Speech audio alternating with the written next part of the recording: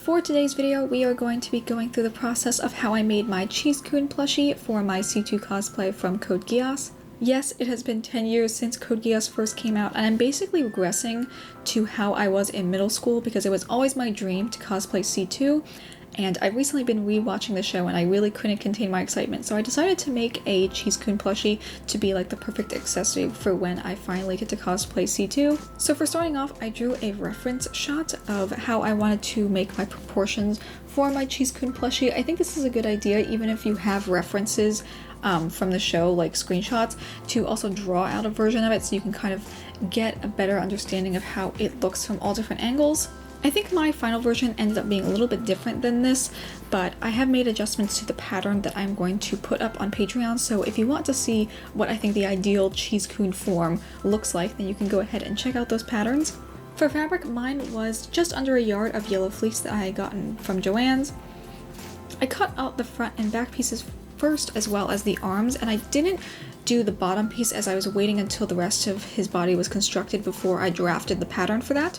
The next step after that was that I drew on his face with a water-soluble marking pen and then satin stitched over top of my drawing. Mine is a little wavy because my machine was being funky and bunching up a little bit, but ideally this would be a much smoother curve. I then made his two arms and stuffed them loosely, and leaving about 5/8 inch from the edge unstuffed to be the seam allowance for when I attach them to the body.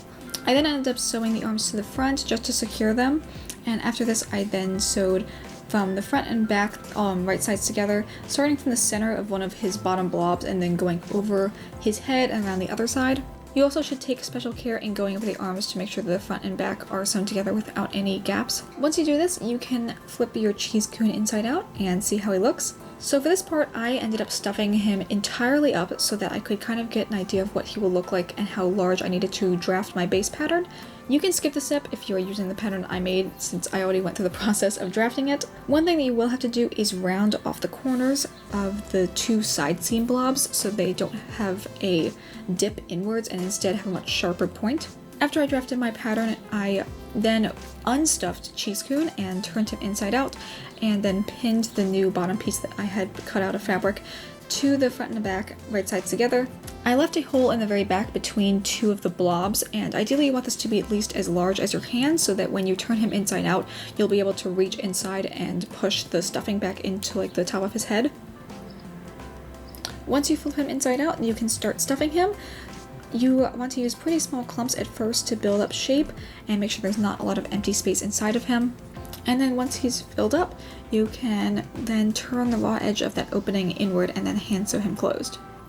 Now we have the base body of kun done, so we can move on to making his hat, which for pattern pieces there is an oval, a rectangular strip, and then a large circle. So the strip was sewn around the circumference of the oval, and then I turned it inside out and cut off any excess. I then sewed the bottom of the cylinder to the circle to make like the full hat shape. And finally, I sewed the brim of the hat to the front and back of kun's head. If you want the hat to be removable, you can sew on two pin backs to the front and back of the brim instead. And that's pretty much it. He is so cute and so comfy. He's kind of like a body pillow, which is probably why C2 is always laying on him. He's so adorable. I'm really, really happy with how he turned out, and I can't wait to carry him around when I finally make the rest of my C2 cosplay. So thank you guys so much for watching this video, and I hope you enjoyed it. Please let me know if you'd like to see any more cosplay DIYs in the future, and I will see you all in the next video. Bye!